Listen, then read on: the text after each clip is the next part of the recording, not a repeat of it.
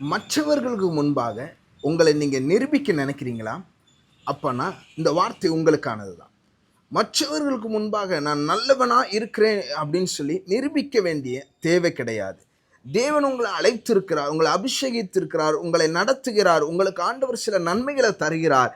ஆனால் அது மற்றவர்கள் பார்வையில் அது ஏளனமாகவும் உதாசீனமாகவும் தெரிகிறது. அதற்காக நான் அதை நிரூபிக்க நினைப்பேன் என்று சொன்னால் அந்த இடத்துல ஆண்டவர் எந்த விதமான காரியமும் கிரியையும் செய்ய முடியாது. முதல் இஸ்ரவேலின் ராஜாவாக இருக்கிற சவுலை கர்த்தர் ராஜாவாக அபிஷேகம் பண்ணின போது சவுல் அங்க போய் அவன் நிரூபிக்கவில்லை, மாறாக காது கேளாதவன் போல இருந்தான். பேலியாளின் மக்கள் அவனை குறித்து அவதூறுகள் பேசின போது இவனா என்னை ரட்சிக்க போகிறான் என்று கேட்டபோது 10வது அதிகாரத்தில் அவர் ஒன்றுமே அவர் சொல்லாமல் காது கேளாதவனை போல, காது கேட்டாதானே நான் அதை நிரூபிக்கணும், நீங்க என்ன வேணா சொல்லுவீங்க, நான் உங்களுக்கு நிரூபிக்க வேண்டிய அவசியம் இல்லை. காரணம் என்ன?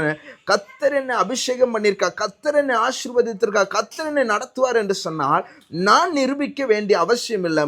நான் நிரூபிக்க நினைச்சேன்னா சொற்ப ஜனங்களுக்குள்ள கொஞ்சம் பேருக்குள்ள தான் என்னை நல்லவனாக நான் நிரூபிக்க முடியும். ஆனால் கர்த்தர் நிரூபிப்பார் என்று சொன்னார்.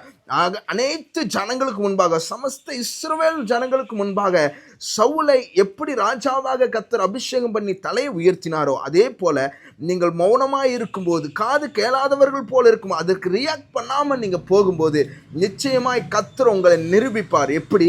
உங்கள் தலைகளை எந்த இடத்துல அவர்கள் அற்பமாய் பேசினார்களோ அதே இடத்துல உங்கள் தலைகளை உயர்த்தி உங்களை நிரூபிக்க அவர் போதுமானவராக இருக்கு. அதனால உங்களை நீங்க நல்லவனாக நிரூபிக்க முயற்சி எடுக்காதீங்க. கர்த்தர் உங்களை நிரூபிப்பார் என்பதில் எந்த மாற்றமும் இல்லை. God bless you. ஆமென்.